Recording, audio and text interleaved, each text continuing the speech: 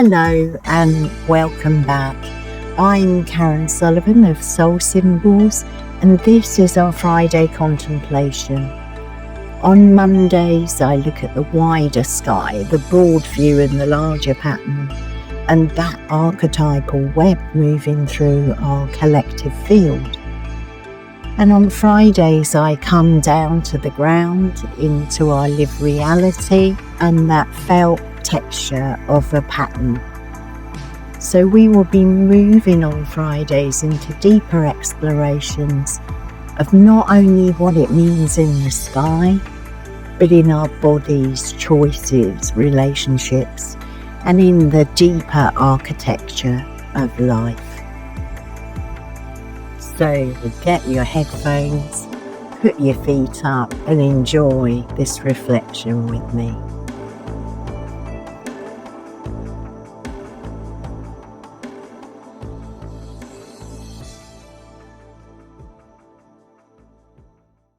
This week I've been looking at Hekate and I'm following her into the space between an old world and a new one and asking what kind of wisdom might carry life through a time of profound collective change.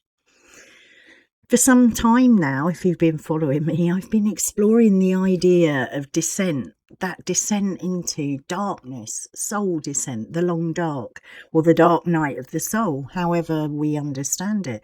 But descent is a movement into the places where our old certainties no longer hold and the way forward isn't visible. My interest in this has been really personal. I've been trying to understand a prolonged period of descent and darkness in my own life, but at the same time I've been looking outwards, reflecting on the world and the collective circumstances that we find ourselves in now. And there's a sense that we collectively are also undergoing a descent. I'm recognising it. We're living through a period of enormous instability, political, ecological, economic and social crises overlapping and intensifying one another. So the word polycrisis has become part of our language because no single crisis seems to exist in isolation. Each one is touching and amplifying the others. When I looked at the recent Cancer new moon, it's held within powerful and a highly unusual configuration with the outer planets. I was thinking about the mother, about descent and about the myth of Demeter. So that story of Demeter and Persephone lies behind the Eleusinian mysteries and the mystery schools that emerged around them.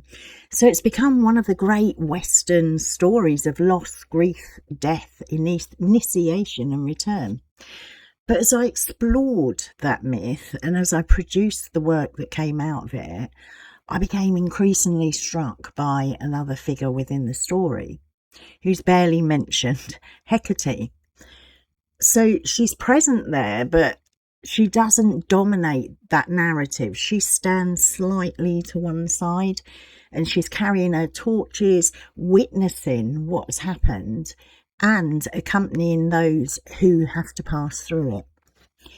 In modern spirituality, Hekate is often placed alongside Persephone and Demeter as part of that triple goddess pattern. Persephone becomes the maiden, Demeter the mother, and Hekate the crone. But when we return to the ancient sources and images, Hecate's not usually depicted as an old woman. She frequently appears as a younger goddess, much like Persephone and Demeter. The ancient Hekate doesn't fit neatly into our modern image of the crone. And yet I understand why we've come to associate her with that archetype. There's something in her role that carries the wisdom we connect with the crone. That ability to look steadily at difficult realities, to remain present beside grief and pain, and to understand the paths that move between life and death, darkness and light, ending and renewal. So she's a figure full of mystery. She doesn't occupy that same central place in the surviving stories as Zeus, Athena, Apollo, or many of the Olympian gods. Yet whenever she appears, she seems to be standing at a point of transition. When I was doing my research and reading about Hekate, I was reminded of a dream I'd had about a decade ago. And in that dream, there was a beautiful goddess-like woman standing in my back garden outside the window of the bungalow where I was sleeping. And she was stood right next to the vegetable patch, close to where the food was growing. And she was flanked by 2 lions. In her hand, she was holding a piece of root ginger. I dream very strange dreams, people. Yeah, but that was such an unusual and powerful dream that it stayed with me, that image. I knew it was full of meaning, but I couldn't access that meaning at the time. And that dream came during a period of real darkness and dissent in my life. I tried to work out who the woman might be and what the lions and the ginger meant, but that image evaded me. It was really mysterious. I couldn't put it together and relate to it. But years later, as I began reading the Homeric hymn to Demeter and Hesiod's Theogony and Jenny Strauss-Clay's work on Hekate, the woman in the garden returned to my mind, that vivid image in the dream. In the Homeric hymn to Demeter, Hekate hears Persephone's cry as she's taken into the underworld. So she doesn't witness the abduction itself, but she doesn't pretend to possess knowledge that she doesn't have, basically. She brings what she knows to Demeter and accompanies her to Helios, who's seen what's happened. Later, when Persephone returns, Hekate appears again and she welcomes her and becomes her companion. And she remains connected to Persephone as she moves between the upper and lower worlds. Hekate is therefore more than a torchbearer guiding Demeter and Persephone through the darkness. She represents an intelligence capable of remaining present within uncertainty. So she's hearing the cry that others ignore. She's bringing light whilst recognising that her light doesn't yet illuminate the whole story. She's accompanying Demeter towards the truth and later accompanies Persephone across the boundary between worlds, the underworld and the earth. My understanding of Hekate deepened when I came across the unusually long passage devoted to her in Hesiod's Theogony.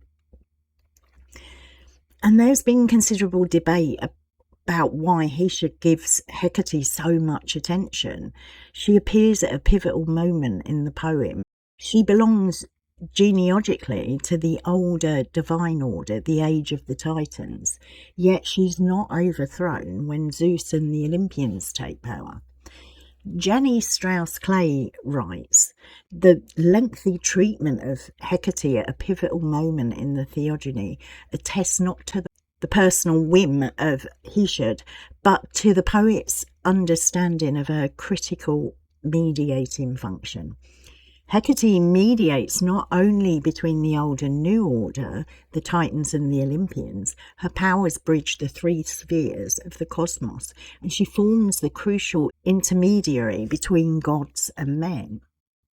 So that was really fascinating to me. Hekate belongs to the older generation, yet she retains her place within the new order. So her authority extends through the earth, the sea, and the starry heavens, as he puts it. So Zeus doesn't strip her of the honours she possessed under the Titans. He recognises them. And Clay suggests that Zeus almost seems to court her favour, as though the emerging Olympian order can't function without the powers Hekate carries from an older world. She doesn't gain her position by fighting for Zeus, and she's not helped him to overthrow the Titans. So she's not being rewarded because she joined the winning side. She carries an authority that precedes Zeus. The new world needs something that belongs to the old world, and Hekate becomes the figure who carries it across the threshold. So that gives her that critical mediating function. She stands between the Titans and the Olympians, between that old order and the new. She also connects the different regions of the cosmos and forms a bridge between divine and human experience. So this brings me back to the goddess in my dreams, standing in the garden between the two lions. Archetypally, she resembles the ancient image known as Potnia Theron, the mistress of animals. And that is that ancient image of a woman standing between animals. And it reaches deep, deep, deep into the ancient world. It's associated with goddesses such as Artemis and the force of nature, fertility, birth and death. So it carries the pattern of the goddess as a presence within cycles of living nature. So the title Mistress of Animals can sound like she controls or dominates the animals, but the ancient image can also suggest relationship. The goddess belongs to the living world. She inhabits the threshold between the human, animal and the divine. The woman in my dream stood beside a vegetable patch close to the food that emerged from the earth. She was accompanied by animals and held a medicinal root in her hand. In ancient images, Hekate may be accompanied by dogs or snakes. In my dream, she is accompanied by lions. And lions carry the symbolism of courage, strength and sovereignty. They also carry the implications of choice. There are literary images in which the lion-like beings pursue someone following a hasty decision, reminding us that choices made at a threshold have deep consequences. And courage is required when one order is passing away and another is beginning to emerge. Discernment is also required. Strength without wisdom can become another form of destruction. And then there was that root of ginger in her hand. Ginger is a medicinal plant. It's got anti-inflammatory and antioxidant qualities. It also supports digestion and can ease nausea. When you're probably wondering what on earth I'm talking about my dream in amongst all this myth, but when I look at the collective situation we now inhabit, it seems that we need precisely this kind of medicine.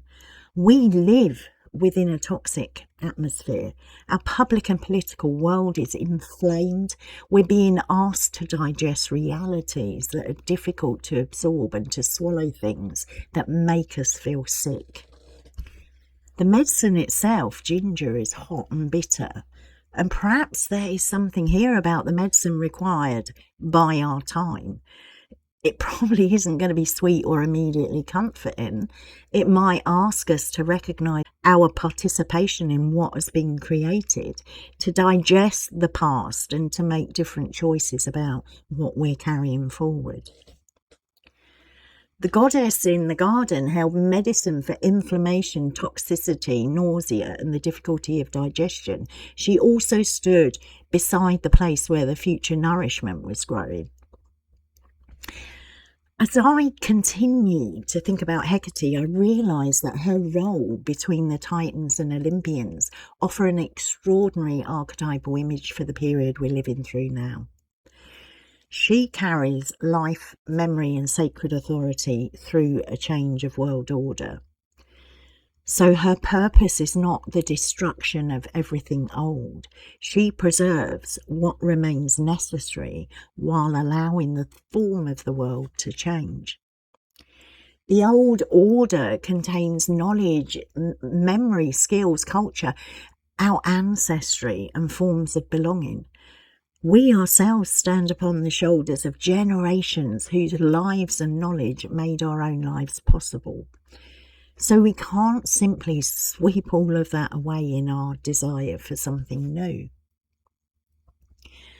At the same time, much of that inheritance has been organised through domination, extraction, hierarchy, conquest, and limitless expansion. People and land have been retreated as resources to be possessed and consumed. those structures have become increasingly destructive. Hekate, for me, represents the intelligence that can decide what must be carried across the threshold and what must be allowed to end. Hekate is looking in both directions. She remembers what preceded Zeus while recognizing that the age of the Titans can't continue unchanged. So she's not representing nostalgia for a lost past, and she's also resisting the fantasy that every new development automatically represents progress. And this has raised a question that stayed with me throughout this research. What is worthy of being carried into the future? And what are the things we need to relinquish so that a future remains possible? And I understand this personally through my own experience of descent. My past didn't disappear. I can't discard the years of darkness as though they're meaningless. Something has been carried out of them. Understanding, experience and knowledge that may now benefit the life I inhabit and the people who inhabit it with me. That darkness changed me profoundly, but what matters now is how I carry what I learned from the darkness into the life that follows it. So going back to Hekate, alongside the honours she already held, Hekate was given the title Kourotrophos. And Kourotrophos refers to the nurturing, rearing and protection of the young. So that adds another dimension to her mediating role. She doesn't preserve continuity just for the sake of preserving tradition. Her attention is directed towards the life that must come afterwards. And symbolically, this changes the criterion by which any emerging order should be judged.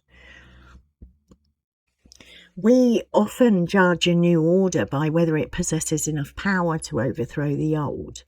The story becomes a contest between Titans and Olympians, with victory treated as evidence of progress.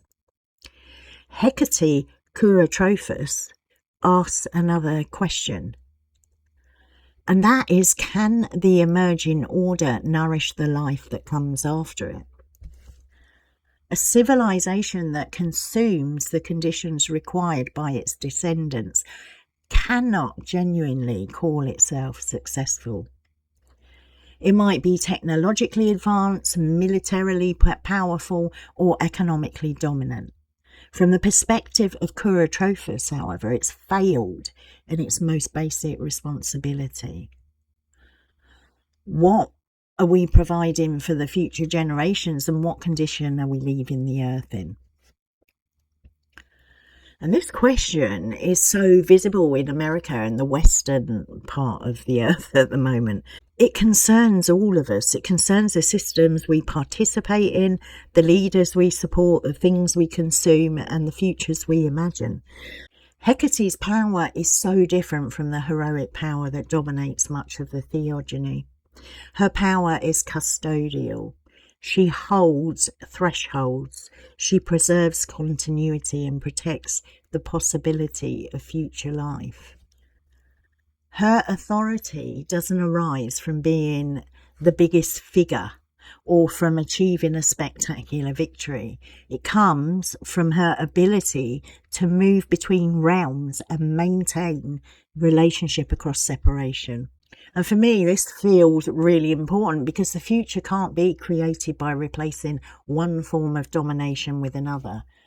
So, for example, we can't remove patriarchy and simply install matriarchy in its place. Women give birth to daughters and sons. Future generations are made of both sons and daughters. And all the complexity of human life that exists beyond those simple categories or labels. The deeper movement is away from dominion and towards guardianship, so away from ownership to relationship, and away from that mindset of short-term victory and towards intergenerational responsibility. Many indigenous traditions speak of making decisions with the next 7 generations in mind. And this is a wisdom that much of modern industrial culture has just totally lost. We'd do well to begin remembering that. Yet Hecate's incorporation into the Olympian order introduces a tension that can't just be neatly resolved here. She doesn't overthrow Zeus. She doesn't create a new matriarchal cosmos. Her powers are recognized and incorporated into his regime. Ouch.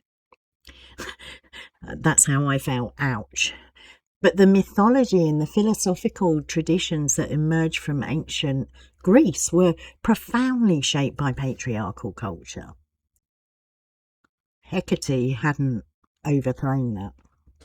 I recently listened to a presentation by the lovely Laura over on the portal about the myth of the witch, the retelling of the witch. And she spoke about the recurring attention paid to women's feet and ankles in mythology and fairy tales. And I noticed as I was reading the Homeric poetry that we encounter references to the delicate or beautiful ankles of the goddesses. The female body is repeatedly observed, described, sexualized, objectified, even when the woman being described is divine. And Hekate becomes part of an Olympian order formed within that worldview. Ouch. She is present at its birth and carries an older, feminine and earth-connected form of power into it. So it leaves us with a really difficult contemporary question. Does this older, earth-connected intelligence genuinely transform the new order? Or is it recruited to make an essentially patriarchal structure much more sustainable? So Hekate really occupies an ambiguous position.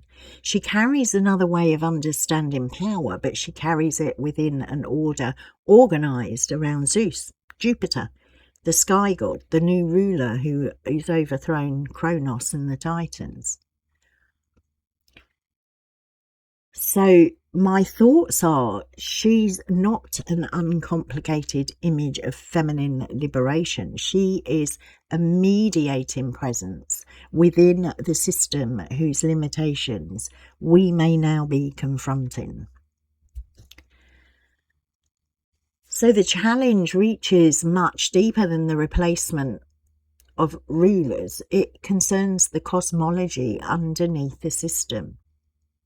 Do we understand the world as a hierarchy governed from above, or do we understand it as a living field of relationships in which human flourishing depends upon the flourishing of the more than human world? Women did participate in ancient philosophy, religion and intellectual life. Much of their work survives only in fragments and has frequently been transmitted through male writers. What has reached us is a philosophical canon preserved predominantly through male voices and institutions. Hecate's presence allows us to sense that other forms of wisdom existed within and alongside that canon. She holds a form of authority that doesn't depend entirely upon the hierarchy represented by Zeus. And I'm going to make a move here, a slight switch, but it is all interconnected. The astrology of the present moment is really resonant with all this. Jupiter, the planet associated with Zeus, is making a trine to Neptune in Aries, a sextile to Uranus in Gemini, and an opposition to Pluto in Aquarius. And at the same time, Uranus, Neptune and Pluto are all connected through harmonious aspects. These are generational planets connected with transformations that unfold across societies and historical periods. And this is an enormous pattern in the sky. It's unique and pretty much completely original. The harmonious relationship suggests that these generational forces can communicate with one another. So we have Neptune god of the sea, imagines new vision, mythology, or spiritual orientation. We got Uranus, god of the sky, disrupts inherited systems of thought and communications. And we got Pluto, lord of the underworld, exposing the foundations of collective power and compels a transformation. There's an extraordinary potential within this pattern. The Jupiter-Pluto opposition complicates it, though. It's asking us who would define the future and whose vision will be amplified.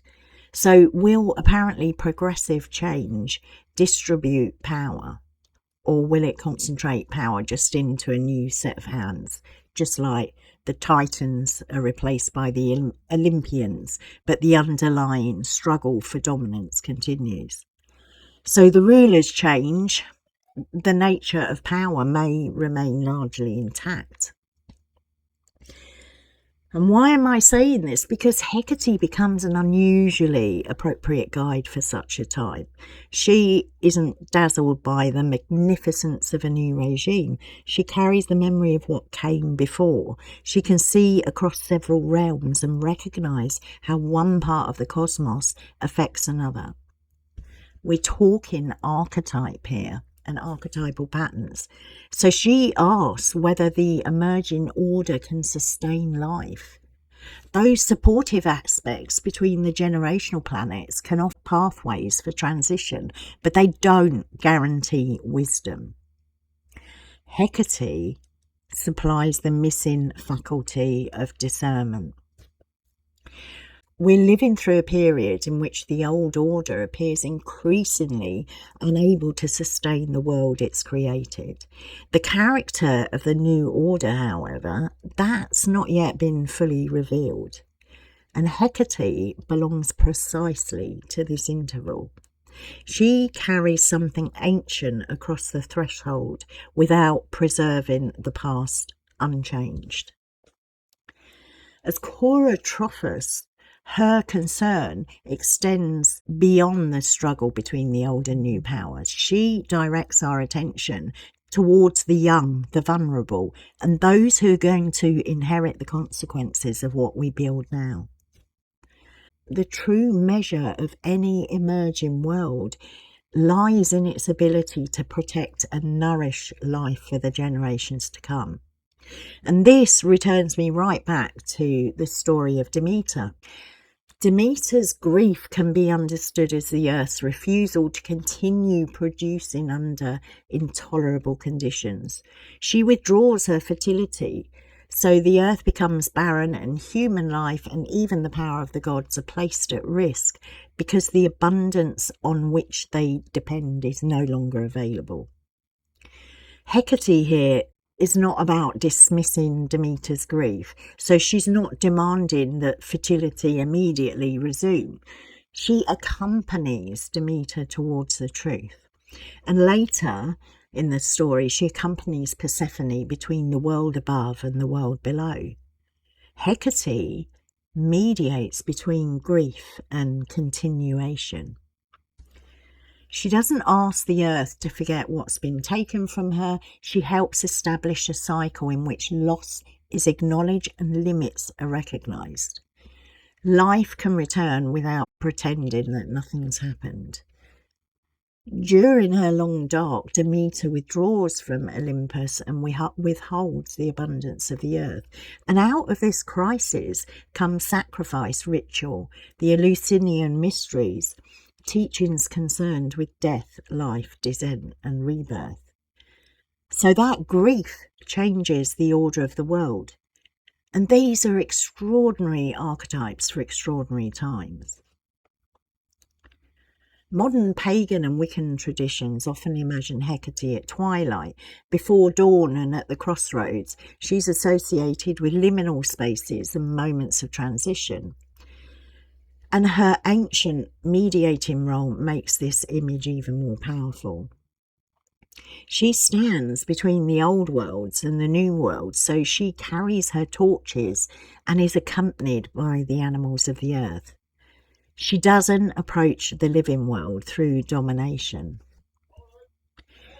That desire for domination belongs to power without conscience. Hekate mediates between those powers. This leaves us with the question of how we might mediate between the old and the new, and between the forces currently jostling for dominance. And as we move towards the full moon, that moon in Aquarius will stand beside Pluto, Hades, lord of the underworld in this myth. Pluto speaks of power dynamics, wealth, and the hidden forces operating beneath collective life.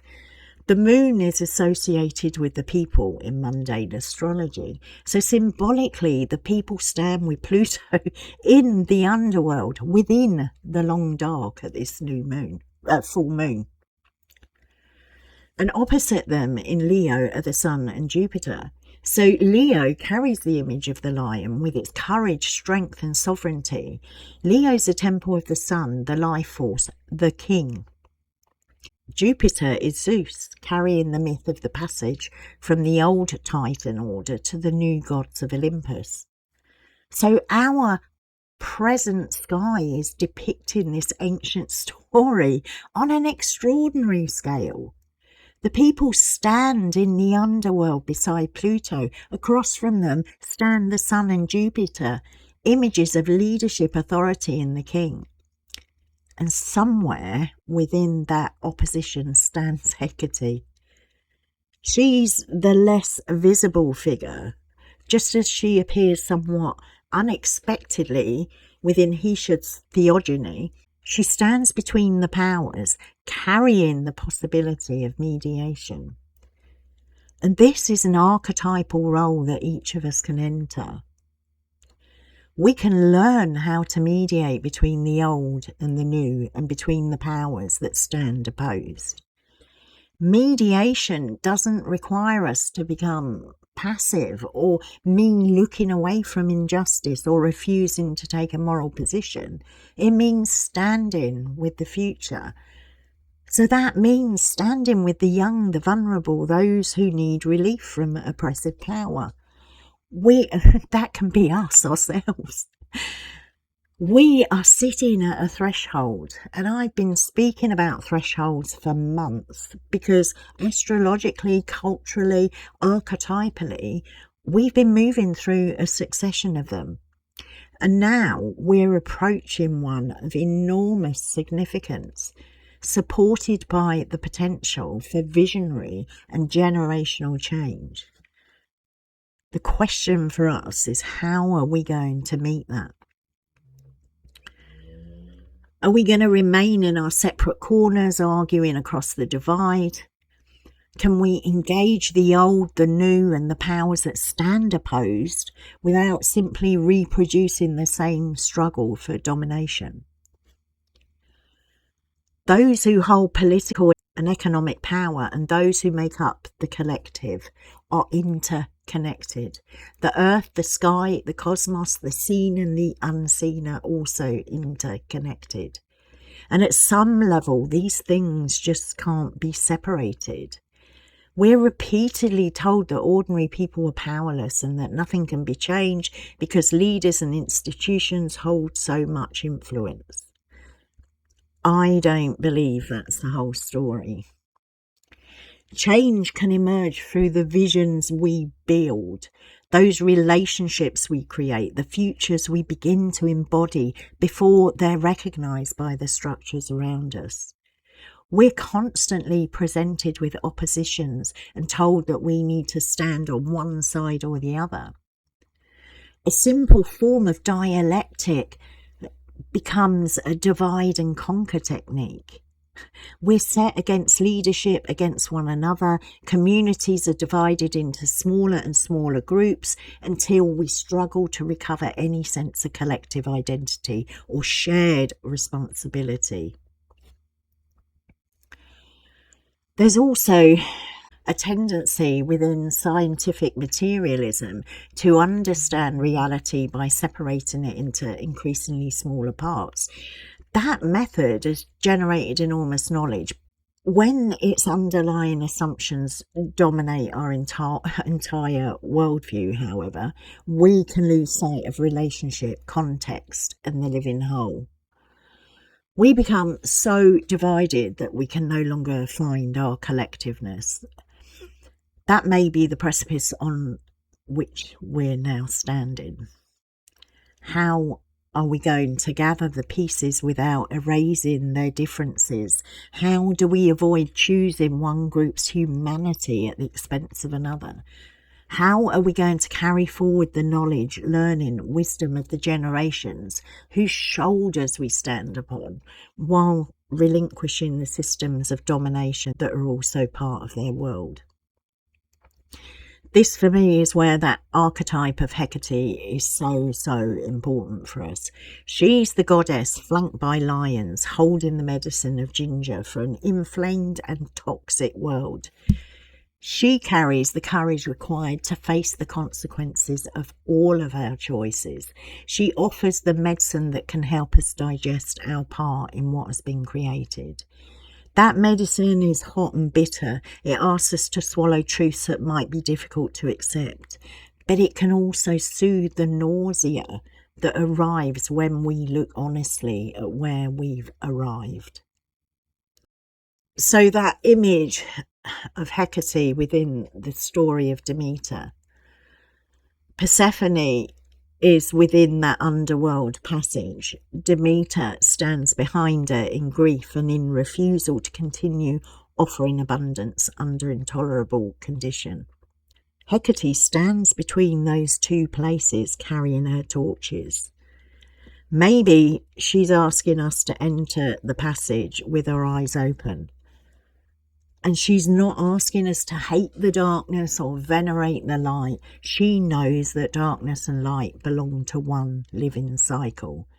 She carries memory from the world that is passing, medicine for the world that is suffering, and responsibility for the life that is still to come. And perhaps that's the wisdom we need at this huge threshold. And that is what I have for you. Thank you for being here. I'll be back on Monday with the broader picture of the sky. And until then, I invite you to be tender with yourselves. Be honest with what is surfacing and listen carefully for what is alive at depth. Have a restful weekend. And I will see you on the next one.